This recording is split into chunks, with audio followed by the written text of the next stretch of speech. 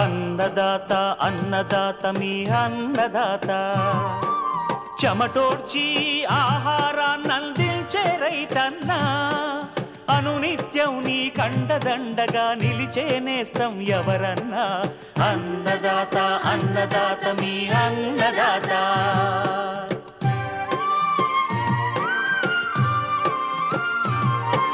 నూతన రీతుల సాగుబడికి నూరింతలు పెరిగే దిగుబడికి సూచనలిచ్చే సస్య రక్షణకు పశు పోషణకి శాస్త్ర విజ్ఞానం అందించి ముందుకు నడిపే తెలుగు రైతు భారతదేశానికి మకుటం అయ్యేలా తీర్చిదిద్దే ఆశయంతో మిమ్ము మేలు కొలిపేది అన్నదాత అన్నదాత అన్నదాత మీ అన్నదాత అన్నదాత అన్నదాత మీ అన్నదాత. అన్నదాత ప్రేక్షకులకు నమస్కారం. ఈనాటి ముఖ్యాంశాలు: సాగునీటిలో లవణాలు అధికంగా ఉన్నప్పుడు తీసుకోవాల్సిన జాగ్రత్తలు, వేసవి సొర సాగులో అధిక దిగుబడికి మెలకువలు, ఇంకా జై కిసాన్ వ్యవసాయ సమాచారం.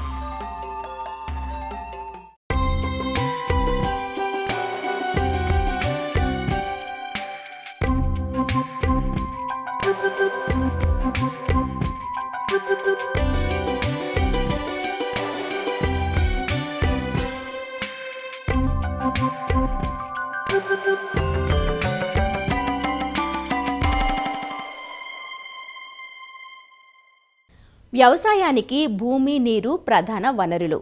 వీటిలో ఏ ఒక్కటి సహకరించకపోయినా సాగు సజావుగా సాగదన్న సంగతి మనకు తెలిసిందే. అందుకే మనకున్న భూమిని పరీక్షలు చేయించుకొని అందుకు తగ్గట్లుగా పంటలను ఎంపిక చేసుకోవాలని వ్యవసాయ శాస్త్రవేత్తలు సూచిస్తుంటారు. మనం సాగుకు ఎంచుకునే పంటల నుంచి నాణ్యమైన అధిక దిగుబడులు పొందాలంటే భూసార పరీక్షలతో పాటు మనకున్న సాగునీటిని పరీక్ష చేయించుకోవాలి. ఎందుకంటే నానాటికి నీటి లభ్యత తగ్గిపోవడంతో బోర్లు, బావుల ద్వారా పాతాళంలోని నీటిని పైకి తోడేస్తున్నాం. అలాంటి నీటిలో లవణాలు ఎక్కువగా ఉంటున్నాయి. నీటిలో ఉదజని సూచిక, లవణాల శాతం, విద్యుత్ చాలకత సాగుకు అనుకూలంగా లేకపోతే అది భూమి స్వభావాన్నే మార్చేస్తుంది. ఫలితంగా పంట దిగుబడులపై ప్రభావం పడుతుంది. మరి లవణాలు అధికంగా ఉన్న ఉప్పు నీటిని అందించాల్సి వచ్చినప్పుడు ఎలాంటి పంటలు ఎంచుకోవాలి, ఏ జాగ్రత్తలు తీసుకోవాలి అన్న సూచనలతో మన ముందుకొస్తున్నారు ప్రొఫెసర్ జయశంకర్, తెలంగాణ రాష్ట్ర వ్యవసాయ విశ్వవిద్యాలయం Palem Krishi Vignana Kendram program coordinator doctor Prabhakar Reddy. పంటలకు భూమితో పాటు నీరు కూడా చాలా ప్రధానమైనది. అయితే లవణాలు అధికంగా కలిగిన నీటితో పంటలు పండించడం ద్వారా చాలా వరకు కూడా దిగుబడి తగ్గిపోయే అవకాశం ఉంటుంది. ముఖ్యంగా లవణ సాంద్రత అంటే నీటిలో క్లోరైడ్స్ కానీ, కార్బనేట్స్, బైకార్బనేట్స్, దాంతోపాటు సోడియం, సో ఇలాంటి లవణాలు అధికంగా కలిగిన నీటితో పంటలు పండించినప్పుడు ఈ యొక్క నేల యొక్క నాణ్యత తగ్గిపోవటం, నేల యొక్క ఉత్పాదక శక్తి తగ్గిపోవడంతో పాటు పంటల్లో కూడా ఉత్పాదక శక్తి తగ్గిపోయే అవకాశం ఉంటుంది. ప్రస్తుతం యాసంగి పంట కాలంలో మనము రైతులందరూ కూడా సాధారణంగా 400 నుంచి 500 ఫీట్ల లోతు గల బోరు బావుల నుంచి కూడా నీటిని తోడి పంటలు పండిస్తూ ఉంటారు. ఇలాంటి పరిస్థితుల్లో భూమి లోపలి పొరల్లో ఉండే యొక్క లవణాలన్నీ కూడా నీటితో పాటు భూమి పైపొరలోకి చేరి పంట యొక్క నాణ్యత అనేది తగ్గిపోయే అవకాశం ఉంటుంది. ఈ యొక్క నీటిలో క్లోరైడ్స్, సల్ఫేట్స్ అనే లవణాలు అధికంగా ఉండటం వల్ల పోషకాలు అనేది లభ్యత అనేది తగ్గిపోవటం, నేలలో ఈ యొక్క లవణాలు అనేది అధికంగా ఉండటం వల్ల నేల యొక్క చౌడు బారిపోవటం, సో దీనివల్ల కూడా తర్వాత పండించే పంటలపైన ప్రభావం అధికంగా ఉంటుంది. సో ఇలాంటి పరిస్థితుల్లో మనం ముఖ్యంగా గమనించవలసిన అంశం ఏంటంటే ఈ యొక్క లవణాలను తట్టుకునే పంటలను ఎంచుకోవాలి. ముఖ్యంగా అధిక లవణ సాంద్రత కలిగిన భూములను ముందుగా భూసార పరీక్షలు చేయించుకొని అందులో ఉండే లవణాల ఆధారంగా మనం పంటలు ఎంచుకోవాల్సిన అవసరం ఉంటుంది. ముఖ్యంగా వరి కానీ, రాగులు, జొన్న, సజ్జ, దాంతోపాటు చెరుకు, ధనియాలు, ఆవాలు, సో ఇలాంటి పంటలు మనకు లవణాలను తట్టుకునే శక్తి కలిగి ఉంటుంది కాబట్టి ఈ పంటలు పండించుకోవాల్సిన అవసరం ఉంటుంది. ముఖ్యంగా పప్పుధాన్య పంటలైన పెసర, మినుము, కంది ఇలాంటి పంటలు లవణాలను తట్టుకోలేవు. వీటితో పాటు మొక్కజొన్న కానీ, బంగాళాదుంప కానీ, మిరప ఇలాంటి పంటలు లవణాలు తట్టుకోలేవు కాబట్టి సో ముఖ్యంగా ఇలాంటి పంటలు పండించే రైతులు భూసార పరీక్షలు చేయించుకొని దాని ఆధారంగా పంటలు పండించుకోవాల్సిన అవసరం ఉంటుంది. చౌడును తట్టుకునే రకాలను కూడా ఎంచుకోవాల్సిన అవసరం ఉంటుంది. లవణాలు అధికంగా ఉన్నప్పుడు యాసంగి పంటలు పండించుకోకపోవడమే మంచిది. ఆరుతడి పంటలు మనం ఈ యొక్క లవణాలు అధికంగా కలిగిన నీటితో పండించుకోవాలనుకున్నప్పుడు ముఖ్యంగా బోజలు, కాలువలు చేసుకొని ఈ యొక్క బోజలకు వాలుగా ఉండే ప్రదేశంలో మనం ఈ యొక్క విత్తనాలు విత్తుకోవడం ద్వారా కొంతవరకు ఈ యొక్క లవణాల హానిని అనేది తప్పించుకునే అవకాశం ఉంటుంది. ముఖ్యంగా తరచుగా అంతర్కృషి చేసుకోవటం మరియు దాంతోపాటు ఈ యొక్క వరిగడ్డిని తోటి మల్చింగ్ చేసుకోవటం. సో ఇలాంటి పద్ధతుల ద్వారా మన యొక్క లవణాల యొక్క హాని అనేది మనం తప్పించుకునే అవకాశం ఉంటుంది. దాంతోపాటు సాగునీటిలో లవణాలు అధికంగా ఉండే నీటితో మనం సాగు చేసినప్పుడు ఈ యొక్క మొలక శాతం అనేది తగ్గిపోయే అవకాశం ఉంటుంది. కాబట్టి ఒక 25% విత్తన మోతాదు అనేది అధికంగా తీసుకోవాల్సిన అవసరం ఉంటుంది. దాంతోపాటు వరి పంటలను కూడా మనం ఈ యొక్క లవణాలు అధికంగా ఉండే నీటితో మనం సాగు చేసుకోవాలనుకున్నప్పుడు ఈ యొక్క నాటుకునేటప్పుడు మనం ఈ యొక్క మొక్కలను దగ్గరగా నాటుకోవడం, ముదురునారు నాటుకోవడం. సో ఇలాంటి పద్ధతులు చేసుకోవడం ద్వారా మన యొక్క కొంతవరకు ఈ లవణాల హాని అనేది మనం తప్పించుకునే అవకాశం ఉంటుంది. దాంతోపాటు ముఖ్యంగా మనం పంటలు పండించుకునేటప్పుడు రసాయన ఎరువుల యాజమాన్యం చేపట్టాల్సిన అవసరం ఉంటుంది. కాబట్టి సో ఇక్కడ మనకు 25% అధికంగా రసాయన ఎరువులను తీసుకోవాల్సిన అవసరం ఉంటుంది. ముఖ్యంగా ఆమ్ల గుణం కలిగిన రసాయన ఎరువులైన యూరియా కానీ, అమోనియం సల్ఫేట్ కానీ, సింగిల్ సూపర్ ఫాస్ఫేట్ లాంటి ఎరువులను వేసుకోవడం ద్వారా మనం యొక్క చౌడును అనేది తగ్గించుకునే అవకాశం ఉంటుంది. నీటిలో లవణాలు అధికంగా ఉన్నప్పుడు ఇలాంటి నీటి ద్వారా మనం సాగు చేసుకున్నప్పుడు ఈ యొక్క పోషకాలు అనేది మొక్కకు అందుబాటులో లేని రూపంలోకి మారిపోవడం అనేది గమనించడం జరుగుతుంది. కాబట్టి ఈ యొక్క రసాయన ఎరువుల యొక్క వినియోగ సామర్థ్యం చాలా వరకు తగ్గిపోయే అవకాశం ఉంటుంది. కాబట్టి మనం తప్పనిసరిగా ఈ సూక్ష్మధాతు ఎరువులు కూడా మోతాదుకు మించి, అంటే ఒక ఎకరాకి 20 కిలోల జింక్ సల్ఫేట్ మనం సిఫారసు చేయడం జరుగుతుంది. కానీ ఇలాంటి చౌడు అధికంగా ఉన్న పరిస్థితుల్లో మనం 40 కిలోల వరకు కూడా వేసుకోవాల్సిన అవసరం ఉంటుంది. దాంతోపాటు ఇనుపధాతు లోపాలు కూడా ఈ చౌడు నేల అధికంగా ఉండే పరిస్థితుల్లో మనం గమనించడం జరుగుతుంది. కాబట్టి తప్పనిసరిగా ఇలాంటి చౌడు అధికంగా ఉండే పరిస్థితుల్లో మనము ఎరువులు అనేది భూమికి వేయకుండా పైపాటుగా మనం పిచికారీ చేసుకోవాల్సిన అవసరం ఉంటుంది. ఇక్కడ జింక్ సల్ఫేట్ 2 గ్రాముల లీటర్ నీటి కలిపి పైపాటుగా పిచికారీ చేసుకోవాలి. అలాగే ఇనుపధాతు లోపాన్ని నివారించుకోవడానికి అన్నబేదిని 1 లీటర్ నీటికి 10 గ్రాములు కలిపి పిచికారీ చేసుకోవడం ద్వారా మనం చాలా వరకు కూడా వీటిని నివారించుకునే అవకాశం ఉంటుంది. అధికంగా సేంద్రియ ఎరువులు వేసుకోవాల్సిన అవసరం ఉంటుంది. దాంతోపాటు పచ్చిరొట్ట ఎరువులను కూడా వేసుకోవడం ద్వారా మనకు నీటిలో ఉండే లవణాలు కానీ, భూమిలో ఉండే చౌడును కానీ విరగొట్టుకోవడం ద్వారా చాలా వరకు కూడా ఈ యొక్క పోషకాల యొక్క లభ్యత అనేది పెంచుకునే అవకాశం ఉంటుంది. ఈ సాగునీటిని, లవణాలు అధికంగా కలిగిన నీటిని జిప్సం బ్యాగుల ద్వారా పోనించడం ద్వారా చాలా వరకు కూడా చౌడును తగ్గించుకునే అవకాశం ఉంటుంది. సిఫారసు చేయబడిన భూసార పరీక్షల ఆధారంగా ఒక ఎకరాకి 1.5 నుంచి 2 టన్నుల వరకు కూడా ఈ యొక్క జిప్సం వేసుకోవాల్సిన అవసరం ఉంటుంది. ఈ వర్షపు నీటిని సాధారణంగా ఫామ్ పాండ్స్లో కానీ, కుంటల్లో కానీ నిల్వ చేసుకొని విత్తుకునేటప్పుడు కానీ, విత్తిన తర్వాత కానీ, పూత దశలో కానీ ఇలాంటి పరిస్థితుల్లో చౌడు నీరు కాకుండా ఈ యొక్క వర్షపు నీటిని పెట్టుకోవడం ద్వారా కూడా చాలా వరకు కూడా ఈ చౌడు ప్రభావాన్ని మనం పంటపై పడకుండా మనం చేసుకునే అవకాశం ఉంటుంది. సో ఇలాంటి కొన్ని యాజమాన్య పద్ధతులు పాటించడం, సేంద్రియులు అధికంగా వేయడం, జిప్సం వేసుకొని మన యొక్క చౌడు మోతాదును తగ్గించుకోవడం ద్వారా చాలా వరకు కూడా ఈ యొక్క సాగునీటిలోని నాణ్యతను పెంపొందించడమే కాకుండా ఈ చౌడు భూములు కూడా చాలా వరకు కూడా రికమేషన్ చేసుకునే అవకాశం ఉంటుంది.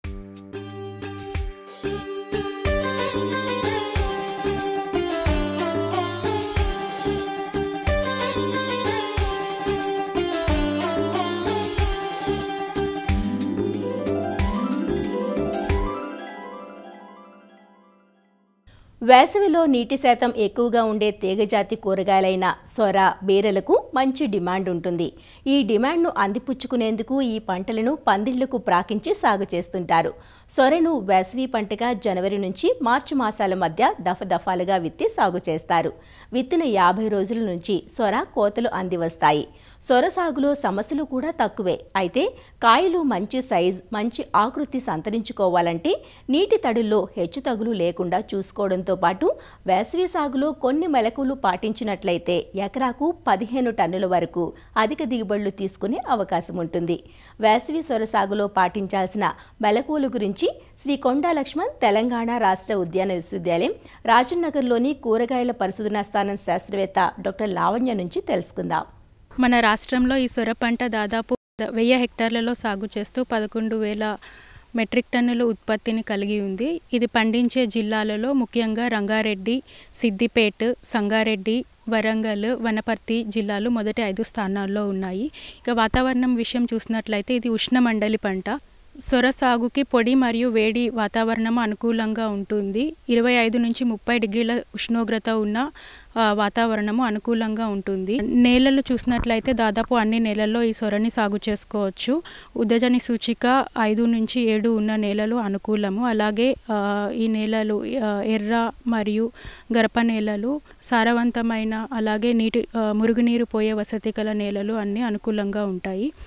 ఇందులో రకాలు చూసినట్లయితే మనకి IARI నుంచి విడుదల చేసిన రకాలలో మనకి Pusa summer prolific round, Pusa Naveen, Pusa Meghdoot, Pusa Manjari, Pusa Sandesh ఇలాంటి రకాలు IARI నుంచి విడుదల చేయబడ్డాయి. అలాగే IIHR బెంగళూరు నుంచి విడుదల చేయబడ్డ రకాలలో అర్కా బాహర్, అర్కా నూతన్, అర్కా శ్రేయాస్, వంటివి కూడా మనకి ఉన్నాయి. అలాగే IIVR Indian institute of vegetable research Varanasi నుంచి విడుదల చేయబడ్డ రకాలలో మనకి కాశీ కుందన్, కాశీ గంగా, కాశీ శ్రేయాస్ ఇట్లాంటి రకాలు కూడా మనకి అందుబాటులో ఉన్నాయి.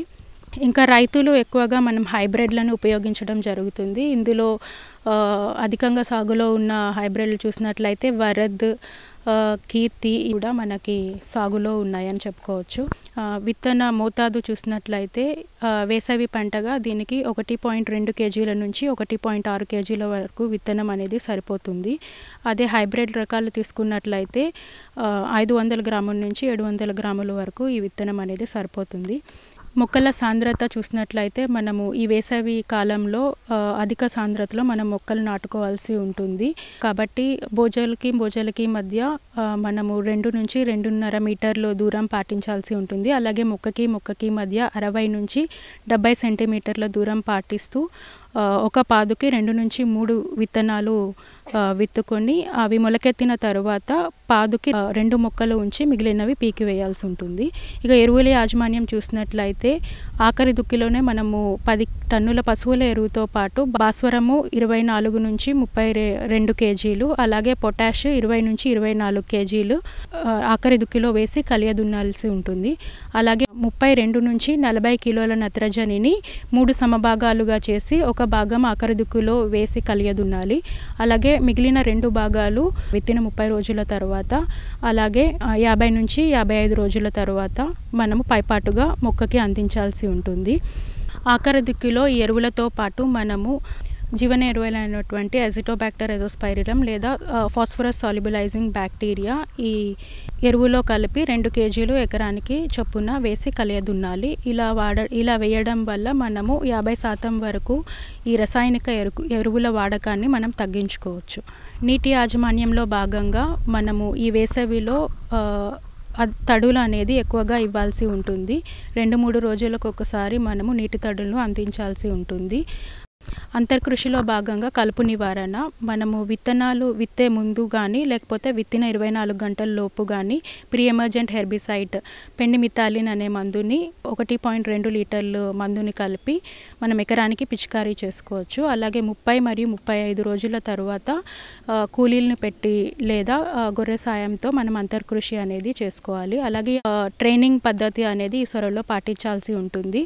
మామూలుగా కింద కూడా ఈ సొర అనేది పాదు లాగా వస్తుంది కాబట్టి మనం కింద కాకుండా పైకి ఎక్కించినట్లయితే పండాల్ ద్వారా లేదా ఒకవేళ పర్మనెంట్ ఈ పండాల్స్ లేకపోతే రైతులు ఐరన్ పోల్స్ ఉపయోగించి కానీ లేదంటే ఎదురు కర్రలు ఉపయోగించి కానీ పందిరి వేసుకొని ఈ సుతిలి తాడుతో కానీ లేకపోతే ట్రైనింగ్ వైర్తో కానీ మొక్కని పైకి ఎక్కించినట్లయితే ఈ పద్ధతి ద్వారా మొక్కకి గాలి వెలుతురు అనేది బాగా తగిలి చీడపీడలు ఆశించకుండా ఉంటాయి. అలాగే కాయ నాణ్యత కూడా మనకి బాగుంటుంది. అలాగే కాయ వంకర తిరగడం వంటివి కూడా మనము చాలా వరకు అధిగమించవచ్చు.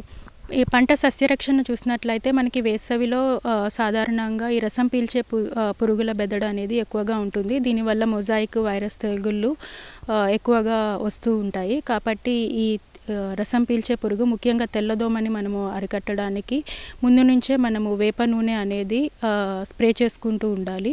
ఈ వేప నూనె 10,000 ppm ఉన్నట్లయితే మనం 3 మిల్లీలీటర్లు లీటర్ నీటిలో కలిపి పిచికారీ చేసుకోవాలి. అలాగే మనము పొలంలో జిగురట్టాలని కూడా అమర్చుకోవాల్సి ఉంటుంది.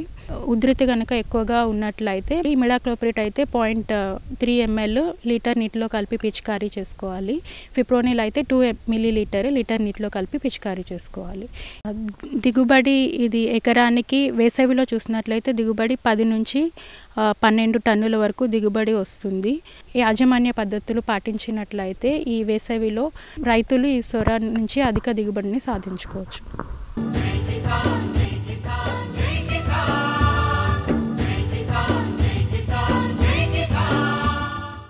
వ్యవసాయ సమాచారం ఇప్పుడు జై కిసాన్లో చూద్దాం.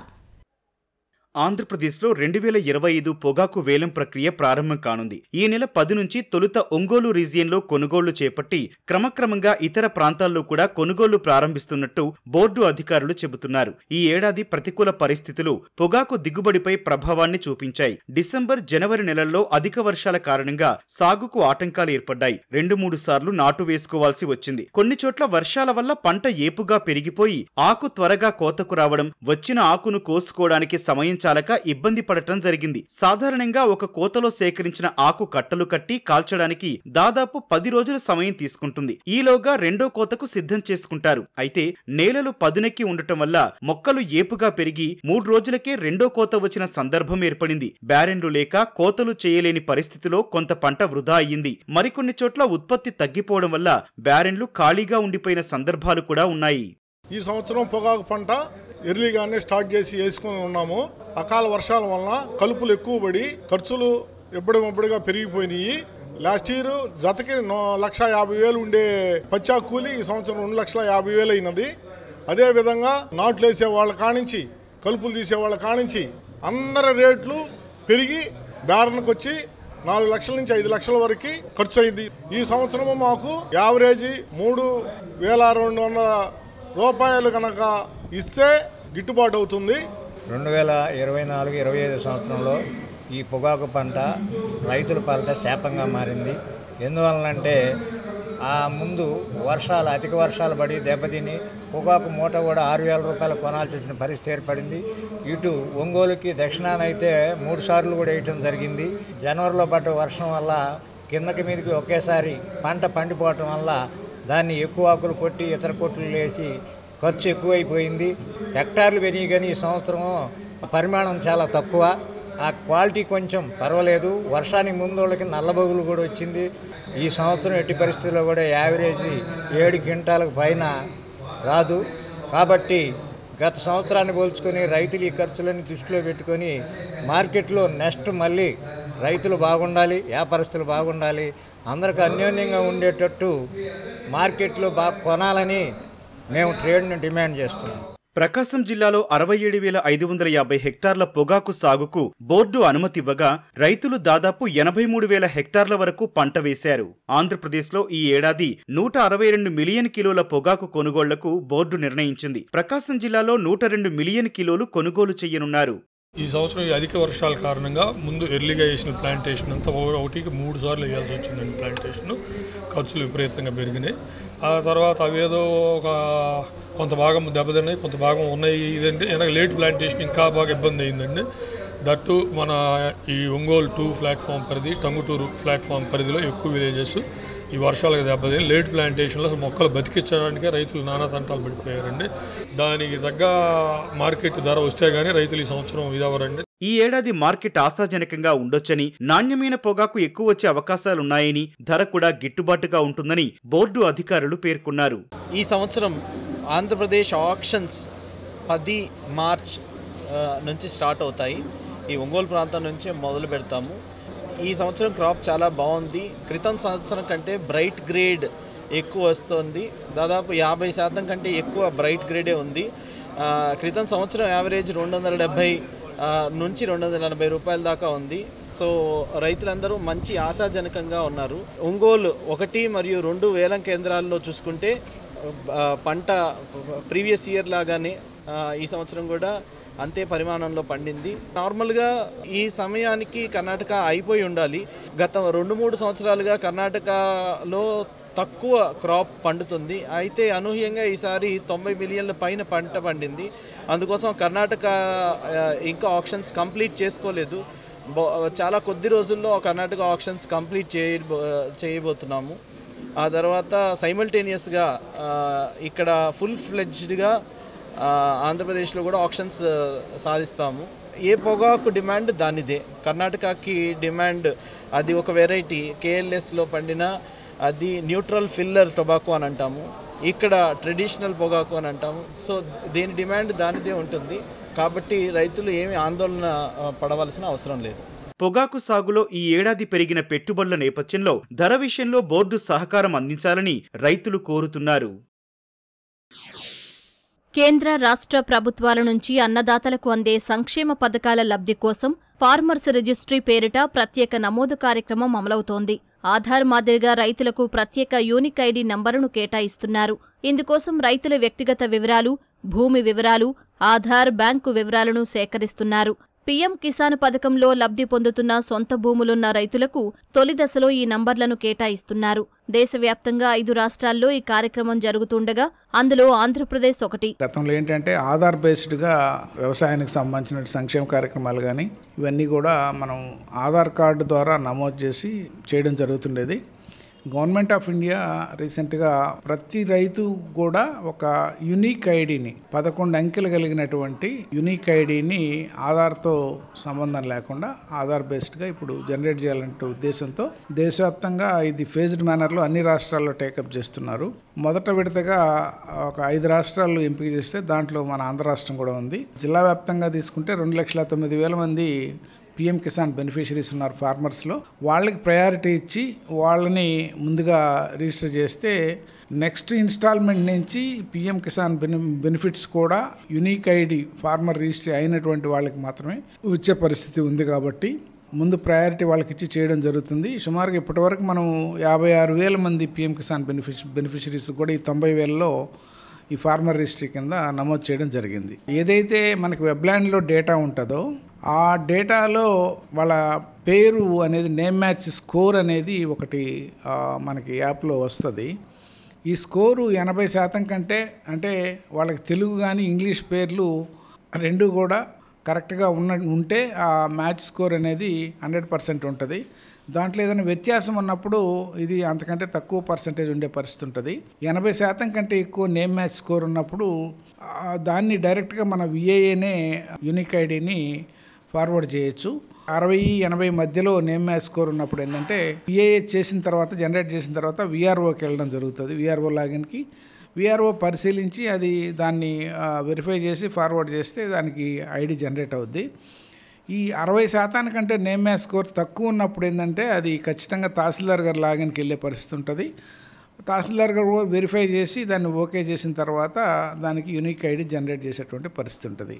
ఇది ఆధార్లో ఏ విధంగా ఉంటుందో అట్లనే మన వెబ్లాండ్లో ఉండేటువంటి దాంట్లో కూడా అదే పేరు ఉండాలి. అది తెలుగు ఒకటేమో తెలుగులో ఉంటుంది, ఒకటి ఇంగ్లీష్లో ఉంటుంది.